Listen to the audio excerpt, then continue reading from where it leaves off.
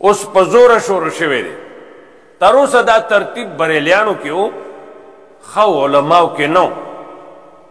پته نه چې څنګه سیلای راغله، د تمام ورته بدعت لیکل دي، قرآن ورته ښه نه وایي، حدیث ورته ښه نه وایي، فقها تمام ورته ښه نه وایي په زوره.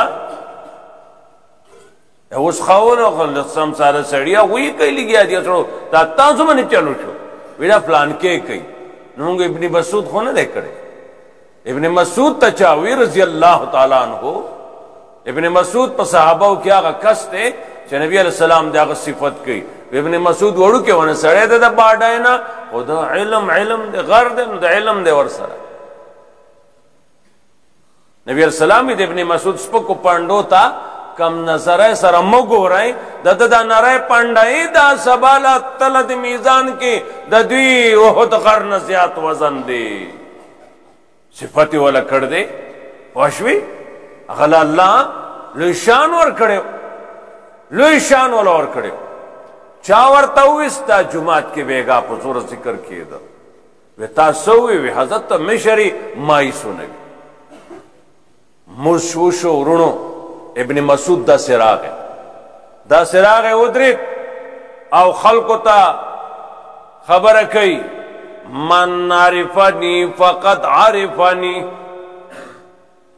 من عرفنی فقط عرفنی، سوک چه ما پی جنی نو ما پی جنی، او سوک چه ما نا پی جنی نو اے خلقو زو ابن مسعود. بیا فرمائل دا جامع منگچد نبی صلی اللہ علیہ وسلم پا مرگرتیا کیا غستی دی، دا لاندی زڑی شوی او دا لوخی چه منگ حضرت سر پکی او زی ڈوڑای خوڑ لی دا لوخی لاندی مات شوی.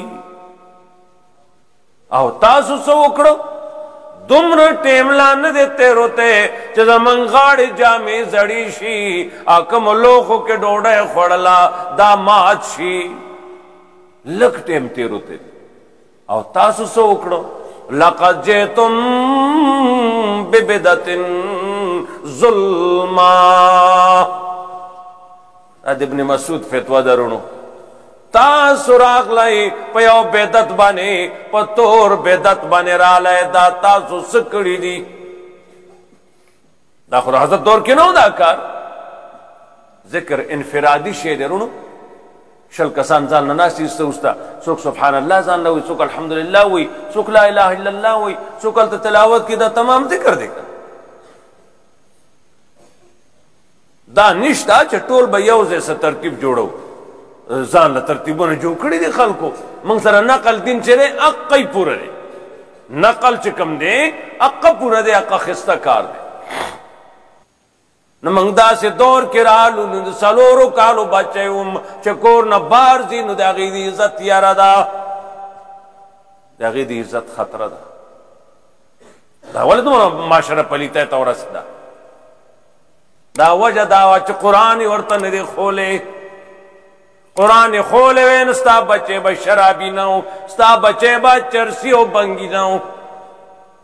چرس و بنگ و شراب دے حد تا خلق راو رسو، چا اکثر و کورنو کے بیبیان اخپل زوانان و لکانو پریخوی. شیخ الحدیث مولانا محمد زکریا رحمت اللہ علیہ فرمائی، حدیث تشریح کی اوی دور بر آشی حدیث کے رازی شپیتا اویا زنانا دی او سڑی بئی، سو زنانا دی او سڑی بئی. اوی دا بسنگ گئی. شیخ الحدیث مولانا زکریا رحمت اللہ علیہ فرمائی و دا بزکی چناری نچی دی سڑی چی دی دوینا سڑی توبہ ختم شی، نر توبہ ختم شی، دا بٹو لگا سیزونا جوڑ شی، نمی ماخلا آغا با جوڑ شی. نو دا چی آغا جوڑ شلل نو محلہ کی یو دوا یا سالور سڑی بئی، نو دا ٹول حساب کتاب باغوی تجمع کی گی. دا دود بنے را روان دی.